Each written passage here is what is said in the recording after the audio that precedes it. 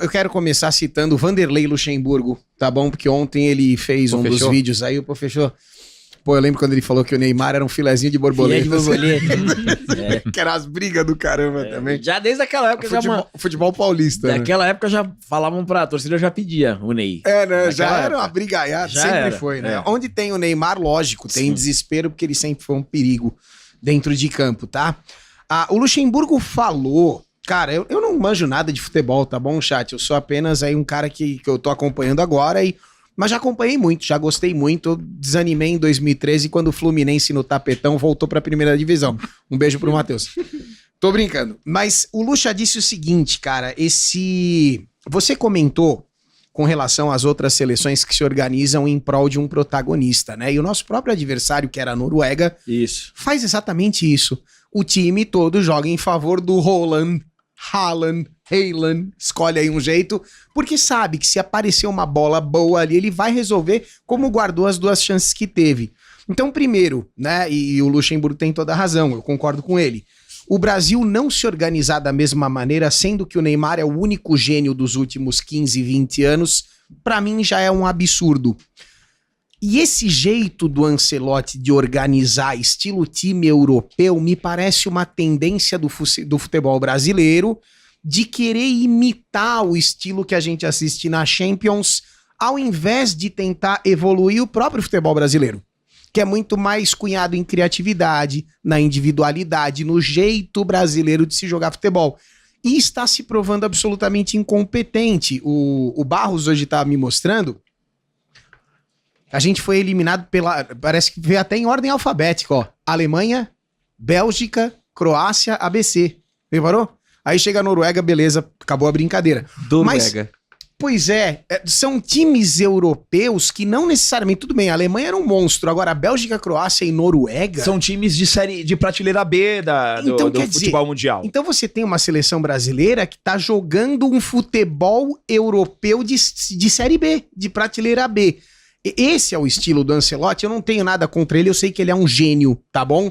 Mas talvez o futebol brasileiro precise ser enxergado novamente como era 20 anos atrás. Talvez a escolha de caminho, que não é só do Ancelotti, né? Eu percebo que é toda uma postura, talvez até da própria CBF, de levar o futebol brasileiro mais próximo do futebol europeu.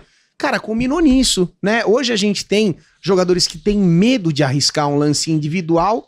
Quando pega a bola, toca pra trás, toca pro lado. Você vê, às vezes, o Vini Júnior se embanana todo, sai pela linha de fundo, chega a dar dó, sabe? Eu sei que a geração não é boa, mas mesmo assim a gente se apequenou demais.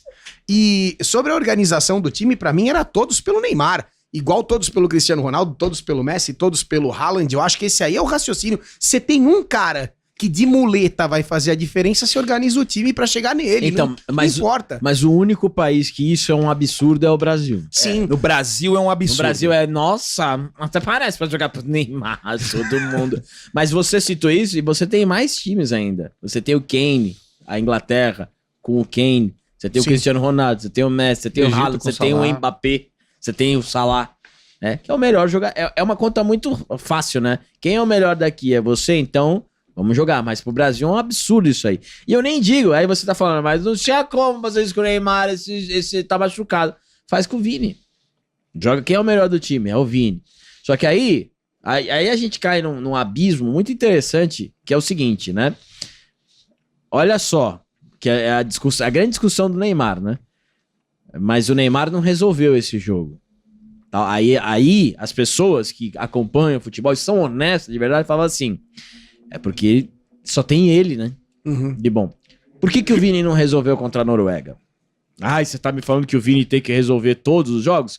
Quando o cara é craque, o cara quer ser o melhor, ele precisa resolver. Por exemplo, próximo jogo da Argentina, o Messi vai precisar resolver. Sim. O Cristiano Ronaldo precisou resolver contra a Espanha. Não resolveu. Então... Você espera que o grande craque resolva o jogo. É assim, o futebol... Quem conta a história do futebol dos grandes craques é o craque que resolveu naquele momento que precisava dele. E aí a gente falava, mas o Neymar tá sozinho. Mas aí começava. O Vini não resolveu. Porque o Vini tá sozinho. Então você pode usar... Agora esse argumento vai ser... Você vai ver olha só a mágica que a gente que acompanha futebol tá falando há uns 10 anos, porra. E não sou só eu, hein? É Cafu, é Ronaldo, é Kaká. Galera que entende um pouquinho desse esporte. Falando, pô, que pena que o Neymar pegou uma geração que não tem com quem trocar, né? Aí, vamos falar isso do Vini Júnior. Ah, o Vini Júnior não resolveu por quê? Só tem ele. Que coisa, né? Só tem o Vini Júnior agora, né? Que pena. Então, acabou o Neymar. Mas o Vini Júnior não é gênio. Não ele não é gênio. Mas se ele quer ser considerado craque, ele tem que resolver. É, assim, pra mim, uma das cenas mais emblemáticas dessa Copa do Mundo, assim, em termos de a bolinha, né? De omissão. Tá. Omissão. Vai, volante. É entregar a bola pro Bruno Guimarães. Pois é. Aquilo ali, galera. Ai, mas estava combinado que o Bruno Guimarães estava acertando. Essa cena. Essa é, pra mim, isso aqui, ó. Momentos antes isso da daqui, galera. acontecer. Isso daqui, ó. Isso aqui é omissão. É omissão. Ai, mas estava combinado. Tava combinado que o Bruno Guimarães bateria o pênalti porque ele é o melhor no treino. No treino. Isso pra mim foi uma das maiores mentiras que o Ancelotti contou. No treino. O Bruno Guimarães bateu 2 pênaltis esse ano. 2. O Vini bateu 7. O Bruno Guimarães, dos 2 pênaltis que ele bateu, ele fez os 2. O Vini, dos 7 pênaltis que ele bateu, ele fez 5. Ai, mas o Bruno Guimarães acertou 100%. Quem é o protagonista dessa seleção? Pois é. É o Vini. Ai, mas tava combinado. Não interessa. Aqui, ó. Eu assumo a responsabilidade. Sim. Eu assumo a responsabilidade. Você não viu em nenhuma arte de Cazé TV, de Globo, de SBT... Quando vai colocar, sabe aquela arte que eles fazem super bonita? De versus, Haaland, Kane, tudo. Quando faziam essas artes de Copa do Mundo, a cara do Brasil quem era? Vini. O Vini. E aí o Vini entrega a bola pro Bruno Guimarães, que tava fazendo uma excelente Copa. Uma excelente Copa. Mas a bola ali não era dele, era do Vini. O Vini tinha que assumir aquilo. E ele não assumiu. Isso daí, pra mim, ficou muito emblemático. E é o mesmo erro, né? Contra a Croácia. Que o Neymar não bateu o primeiro pênalti. O craque não bateu o primeiro pênalti. Aí é a mesmíssima coisa em circunstâncias um pouquinho diferentes. E, novamente, pegando um exemplo aí que o Giga deu. Quem bate o pênalti na Noruega? Haaland. Quem bate o pênalti na Argentina? Messi. Quem bate o pênalti em Portugal? Cristiano Ronaldo. Quem bate o pênalti na França? Mbappé. Pois é. Olha aí, quem que devia ter batido? Então, assim, eu sou atacante, me dá a bola. Brigando pela artilharia da Copa do Mundo. Eu sou artilheiro do time, aí ele fala, eu não tenho esse ego de ser artilheiro, então precisa de alguém que tenha. Exato. Vocês têm que assistir Blue Lock. A seleção brasileira, essa seleção é uma seleção fraldinha. É. Sabe quando você jogava futsal? Sim. Né? Aí você tinha uma madeira, o frau. É uma seleção fraldinha. É uma seleção muito, muito passiva. O Projeto Blue Lock, que é um anime incrível, eu assisti um episódio só, mas já basta. Eles dizem o seguinte: qual que é o objetivo do Japão? É criar um centroavante egoísta, sim, vaidoso, exato, que tem sede de gol, porque o Japão não tem esse cara. Exato. O objetivo é não ter essa seleção brasileira. Exatamente. E o Brasil quase perdeu pro Japão. Sim. Quase perdeu pro Japão. Não perdeu porque o Martinelli salvou nós. Sim. O Martinelli. Mas o Japão ainda não tem esse cara. E aí o Vini, que é a hora dele, ele não assume essa responsabilidade. É triste, viu? Aí fica muito difícil. Você enxerga todos que você comentou, Mbappé, Messi, fazendo isso que o Vini Júnior fez? Nem ferrando. É o contrário. Se o cara pegar a bola dele, ele é briga. Lógico. Claro. Lógico. Tanto que quando teve o pênalti do Ney, Neymar pegou a bola, ninguém chegou perto. Então, e é engraçado porque eu sei que o pessoal tá suavizando, né, amenizando a situação. Eu já vi o comentário de que, mas foi uma determinação do Ancelotti. Pode até ter sido, eu não tô lá, realmente não faço ideia de como é que as coisas aconteceram na sequência. Mas pra mim o maior problema é a postura. Isso! Claro. É a aceitação. Esses outros caras que a gente comentou, e inclusive o Neymar, o técnico podia falar o que ele quiser. Nem a pau. Vai bater, eu que tô aqui dentro. Você vê o Romário fazendo isso aí? na época, que sabe, tem certos caras que quando o cara tem esse sangue de o gol, eu vou fazer isso aqui, ele pode até ceder, mas não sem brigar, sem se debater ali, ia virar um furfezinho, entendeu? Como aconteceu com o Neymar depois, mas eu já falo sobre o Neymar. Mas a gente tem um problema aqui, que é o seguinte, né? Provavelmente são pessoas que não acompanham futebol, que comentaram. Porque a boa parte da mídia, eles querem 11 santos pra jogar bola. Sim. Não pode brigar. Eles querem 11 feministas. Isso. Não pode brigar. Não pode bater a perna no amiguinho. Joelhada, não. Não discute com o goleiro, Ney. Né? E aí, um desses caras, desses jornalistas, eles fizeram o seguinte.